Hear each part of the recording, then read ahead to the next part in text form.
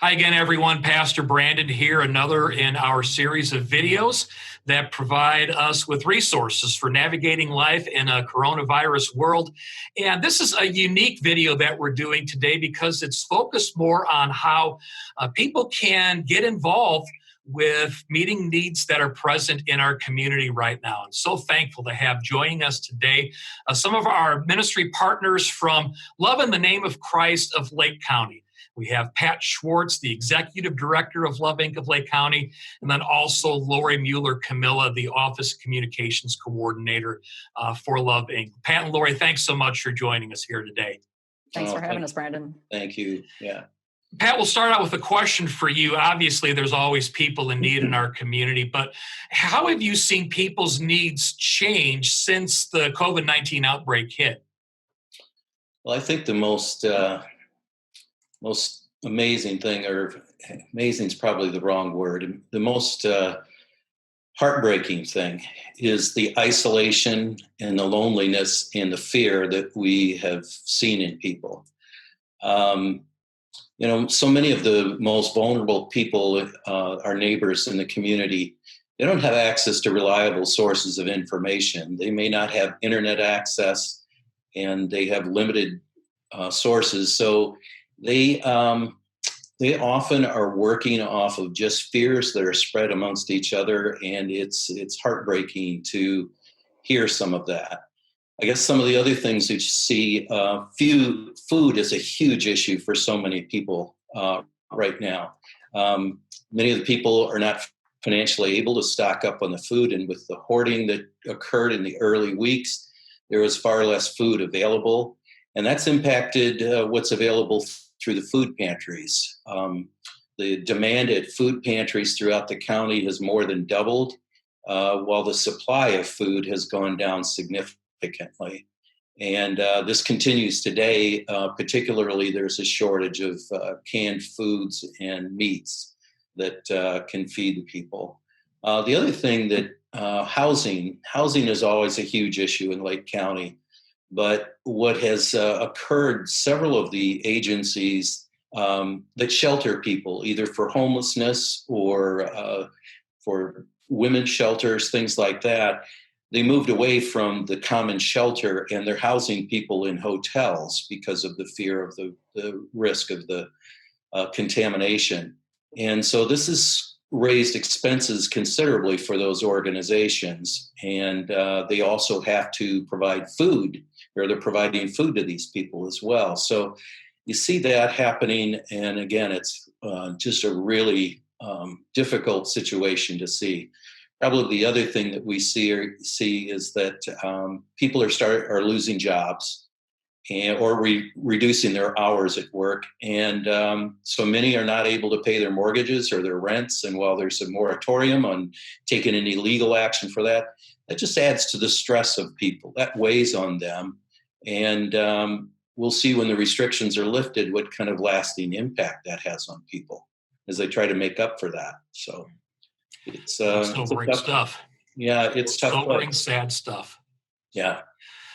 Lori, maybe I'll direct a follow-up question your way on that. Are there any places in need in the community right now that maybe fly under the radar? I mean, I hear the things that Pat talked about, food and housing and so forth, and huge needs, probably things that would come to mind for many of us with not a whole lot of early thought.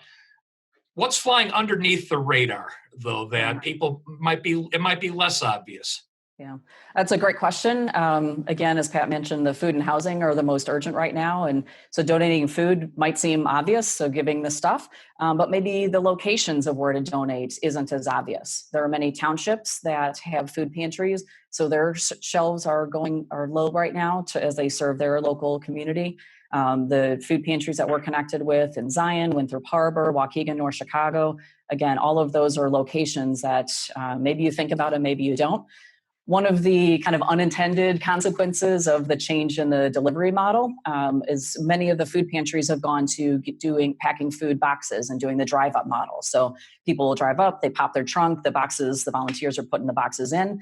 But because of the shortage of the food in the supply, those boxes aren't getting to the food pantries and they're using more of them. And so boxes is actually one of the things that are in need of for the food pantries as well. Another need that's going to spike as the stay-at-home order is lifted, as we know, many medical procedures and elective surgeries, things like that, have been put off. And as those hospitals, doctors, or those restrictions are lifted for them, those surgeries are going to restart. And in talking to one of the leaders at one of the local food banks, one of the local blood banks, that she's hearing that hospitals might start going to a 7-day-a-week surgery so that the operating rooms are busy again. Anytime there's a procedure, you need blood on hand. And so they are anticipating that the blood needs are going to spike come summer. And so I'd highly encourage people to find their local blood donation centers. There's a number of mobile blood donations that are going to be coming up again soon. So I'd encourage people to look to be able to donate blood and to literally give the gift of life that way. And then a third area is, the government is providing a lot of assistance, and a lot of the speaking points on the news make it sound like things are just going to happen for us. But there are some of our neighbors that actually might need to take some steps and some action steps in order to qualify for like the economic impact payments, things like that. And so, we're working with our local agencies who are maybe supporting those clients, those neighbors most directly, and helping to understand what needs they might have in order that our most vulnerable neighbors actually have access to some of those resources that are being made available through our government. Lori, one of your roles with Love Inc. is to help with the process of getting people in our churches connected with the needs and opportunities present in the community. But with the shelter-in-place directive, this has thrown a huge curveball your way as a ministry. Tell us about some of the ways that you as Love Inc. have had to adapt to these changes over the last several weeks yourselves. Yeah, sure. I think it's like with our partner churches, we're re-recognizing that we're more than just a building. We're more than just a ministry of stuff, right? When you can't do the stuff, you look to something different, and it's allowing us to really lean into our mission more and differently. We're more actively reaching out to our agency partners. We're better connected with them. We're digging in deeper ways than we have in the past to understand what are their urgent needs. What are the gaps that they're recognizing in the community? And then bringing that directly to our churches, sending emails to the pastor group. Brandon, you're receiving some of those, and then you guys get to share those through your congregations. And just being able to be the bridge, the Love Inc. can be the bridge between the churches who have resources and people who want to serve, and then those gaps in the community that need filling, and being able to provide that. Like everybody else, we're also trying to move things as virtually as possible. So through the wonders of technology, our intake ministers, our volunteers are still serving from home. They're able to still do that initial conversation with our neighbors, understanding their story, understanding what their needs are, and being able to provide resources. And especially in this kind of time of fear and uncertainty, it's really neat for Love Inc. to be able to literally be in people's homes with them and sharing words of encouragement, sharing prayer during this time of additional crisis in our neighbors' lives. And then our New Hope Ministry volunteers. The New Hope Ministry is our life skills classes. Those were happening weekly. They're not happening weekly anymore, but our volunteers through that are still doing weekly check-ins with our neighbors. And so we're making personal phone calls and, hey, how are you doing? What are your needs? And then using that as a resource to continue to get people connected with food resources or anything else that they're in need of the area. And then finally, our trucks, we thought would be idle since we're not allowed to, be delivering furniture right now. But with the food pantries doing deliveries, our churches have been using a couple of our trucks to do some of the food deliveries to the homebound neighbors as well. So like everybody else, we're just trying to be flexible and see where God leads us. With the pandemic going on right now, there are people who want to find some way, any way to help. Are there any ways that people with the best of intentions, with good hearts, Mhm. can get involved with helping, but it ends up actually being counterproductive? Yeah, that's always a tough one, right? And especially in this time of crisis, immediate in this time of emergency, it's providing immediate relief is absolutely what's needed. But as we're doing that, we just need to make sure that we're doing that with care, with concern, and really seeing those who God's putting in front of us right now. Just in along with providing the food that's nourishing people's bodies, and making sure that we're taking the time to pray with our neighbors, that we're seeing that fear and that concern, and taking time to have a conversation, checking in. How are you really doing right now? What else is going on with you? And that's in this time of crisis that we're still, seeing each others as humans and as God's created us to be. Then as the crisis recedes, the immediate crisis, your life and my life might go back to quote unquote normal, whatever that new normal is going to be. But for many, with, as Pat mentioned, there's reduced hours, there's job loss. This crisis is going to continue for a lot more people for a lot longer than we probably realize. And as we move out of providing that immediate relief, we need to find the balance of moving out of that immediate relief and then helping people move into self-sufficiency. And that's then finding ways for us to recognize, what can I contribute, what can our neighbors contribute, and making sure that as we're serving, that we're doing that together and in ways that are really going to help people move forward, but include them in the process. Recognizing, again, God's built each one of us with talents and inquisitiveness and ways to advocate for ourselves. And our churches and Love Inc., then our role is to really be there to help provide that bridge to advocacy and to be able to connect neighbors with those resources that they need in order to help themselves to be able to move ahead into the life that God's planned for them.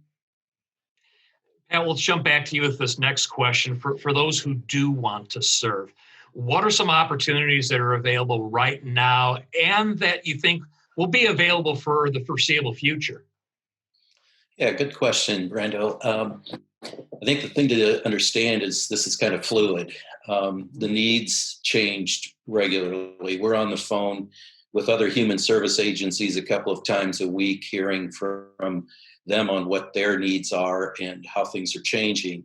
And so, I think that the message is you have to kind of continue to monitor the places that you're looking to try to help and see what their latest needs are. But one of the things I'd say is that after we've helped promote some of the needs that some of the agencies have identified, and a number of churches in our partnership group have responded, and Village, of course, is one of those. You guys have been great in helping to provide food, and it's been a real blessing to see that.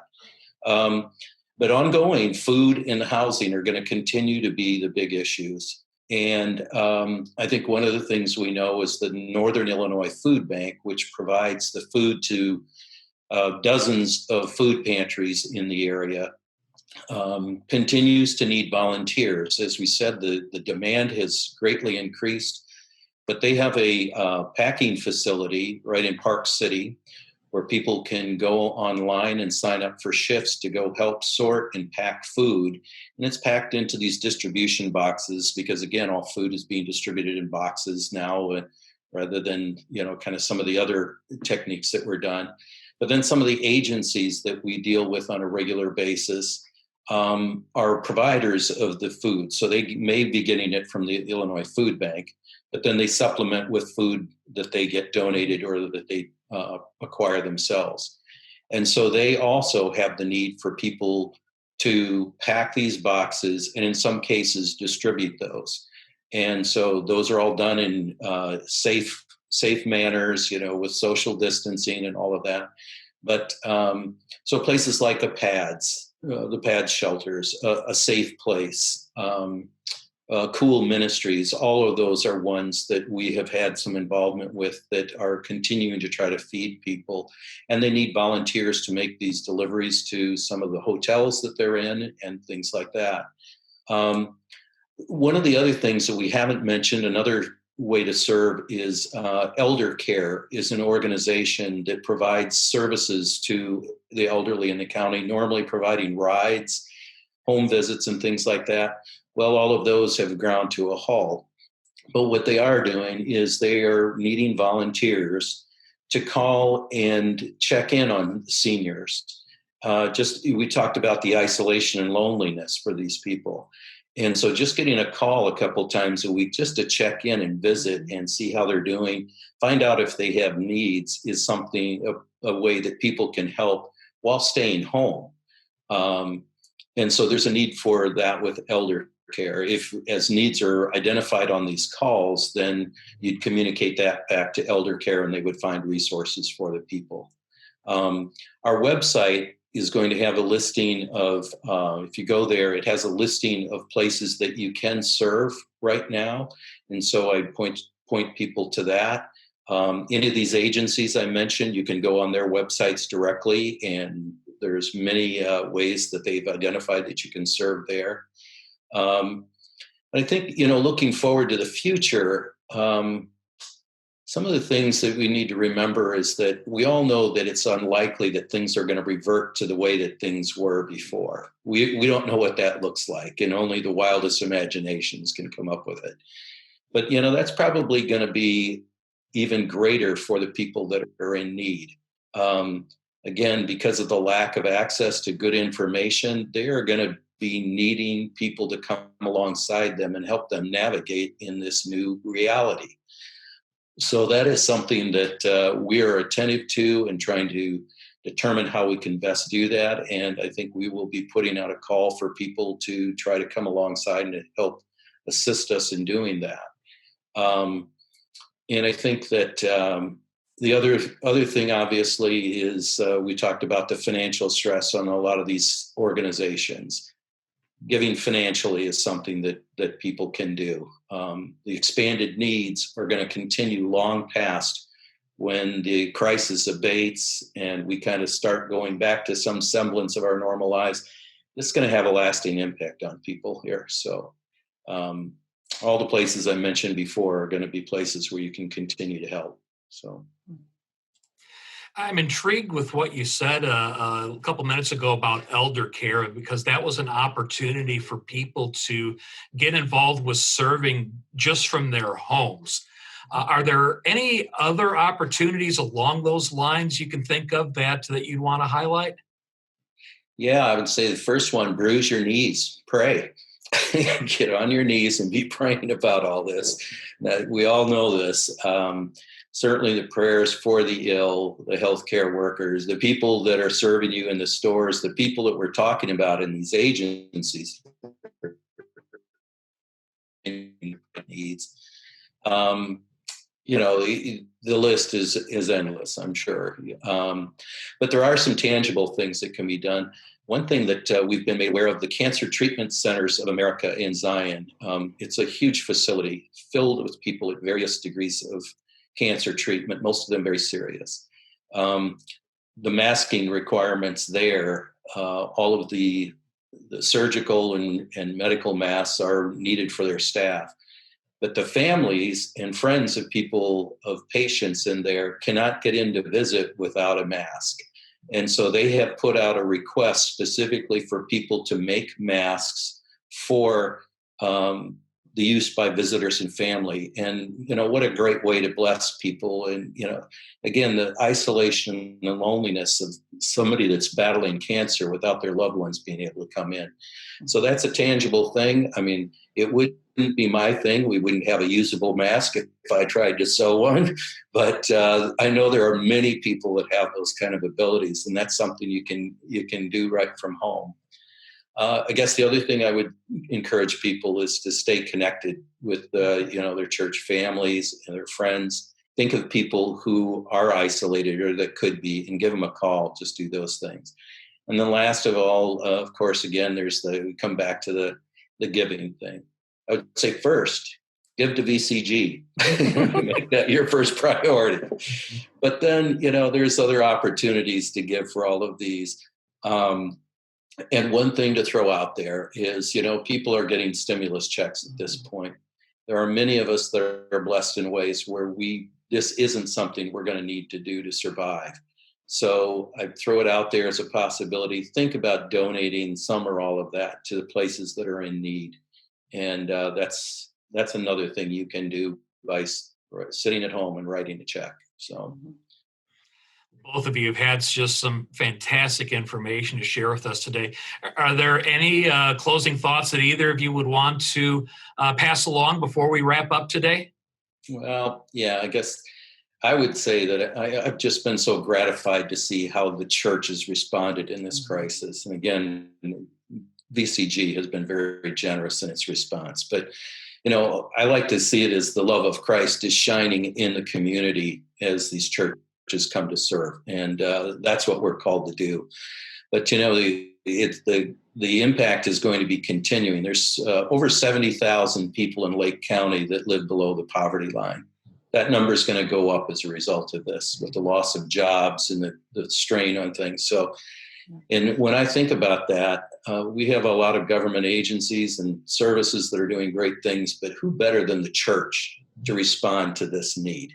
And so I would like to see us continue to come together as all of our churches come together and make this a huge impact. And when I think about this, the last thing I guess I would say is that we've got to take heart that God has got this. If you look at verses 7 and 11 of Psalm 46, it says, "The Lord God Almighty is with us. The God of Jacob is our fortress." And in verse 10 of that, it says, "Be still and know that I am God.